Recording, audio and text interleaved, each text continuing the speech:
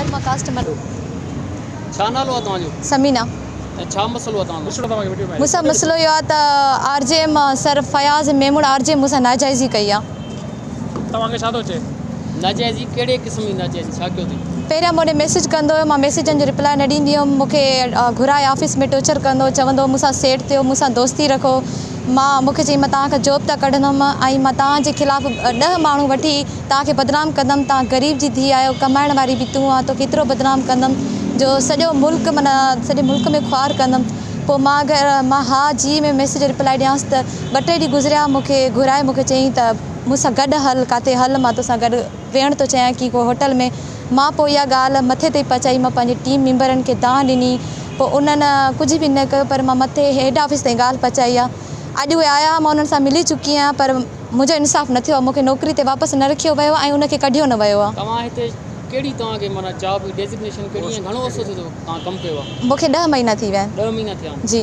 अच्छा, उहो तव्हां प्रूफ आहिनि जेके तव्हांखे ब्लैकमेलिंग जा? हा, मूं वटि प्रूफ आहिनि, मूं वटि स्क्रीनशॉट आहिनि। मूंखे जेको चवंदो हो मां मैसेज जा स्क्रीनशॉट रखंदी हुअमि। राति जो 3-3 बजे मूं ॾे कॉलूं कंदो, जेको मां न खणंदी हुअमि, ॿिए ॾींहं ते ऑफिस में घुराए मूंखे टॉर्चर कंदो, तूं मूंसां न ॻाल्हाईंदीअं, मां तोखे जॉब मां कढंदमि। ऐं वरी मां निकिरी चुकी हुअमि, 1 महीनो मां जॉब ते न आई हुअमि, त वरी मां मथे ॻाल्हायो, उन्हनि खे चयो मूंखे घुरायो, मां ॾाढी मुताज आहियां, मुंहिंजो घर हलाइण वारो कोई न आहे, मां आहियां। उन्हनि चयसि त हिन खे वापसि रखो, वरी वापसि रखियईं, हफ़्तो बि न गुज़रियो, साॻियो मूं ते टॉर्चर कयईं। तव्हां ॻाल्हि कई त करप्शन बि कई आहे फयाज़ मेमण इदारे अंदरि, उहा कहिड़ी करप्शन आहे? सर असांजा सौदा आया हुआ, उहे असांखे न मिलिया आहिनि। जेके क़त्लूं ईंदियूं हुयूं उहे पंहिंजे घरनि ते पहुचाईंदो, रोज़े में कॾहिं असांखे ॾींदो, कॾहिं चवंदो ख़तमु थी विया, वेंदे असां पंहिंजे अखियुनि सां ॾिसंदासीं, उहो खारकूं सभु पयूं हूंदियूं। तव्हांजी हिते घणी सैलरी हूंदी? सर असांजी 25,000 जी सैलरी। तव्हांजी हाणे एज छा आहे? मुंहिंजी 22। हाणे तव्हां छा मुतालबो आहे तव्हांजो? मुतालबो सर इहो आहे त तव्हां मीडिया वारा मुंहिंजा इंसाफ़ कयो, जेका आवाम मूंखे ॾिसे थी ॿुधे थी उहो बि मुंहिंजो इंसाफ़ करे। ऐं इन्हनि मूंखे चयो त मां तोखे कस्टमरनि सां पंहिंजे टीम वारनि सां ख़राबु कंदमि। तव्हां जांच कयो हर कस्टमर खां, तव्हां ॿाहिरि KFC जे वेठा आहियो, तव्हां अंदरि वञी हर कस्टमर खां पुछा कयो त मुंहिंजो रवैयो उन्हनि सां कीअं हूंदो। वेंदे मां टिप बि न वठंदी हुअमि, मूंखे हिकु टिप मिलंदी, उहो बि मां हिननि खे ॿुधाईंदी हुअमि त सर मूंखे टिप मिली आहे, मूंखे मना कंदा, मां टिप बि न वठंदी हुअमि। हाणे मुतालबो तव्हांजो छा आहे?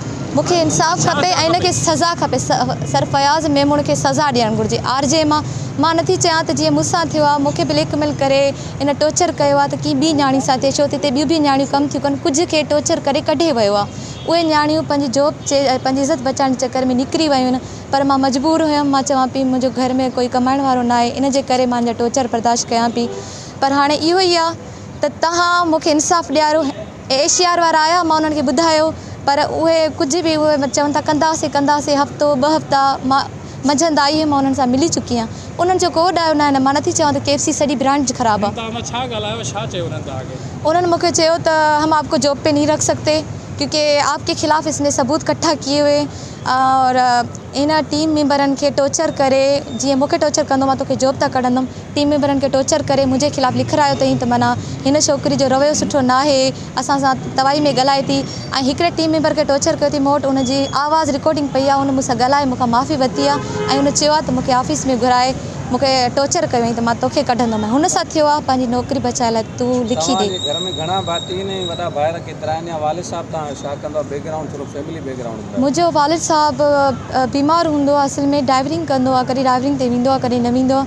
मुंहिंजा भाउ नंढड़ा आहिनि, कमाइण वारी मां आहियां ऐं असां रेंट ते वेठा आहियूं। उहो सभु हिननि खे ख़बर आहे। सर असांजे मींहंनि में हे अची चुको हुयो, जेके असांखे पैसा मिलणा हूंदा आहिनि 50,000, इन असांजो नालो बि ॾिनो हुयो ऐं हाणे मुंहिंजो नालो हटाए छॾियो अथई ऐं सभु टीम खे मिलिया बि आहिनि।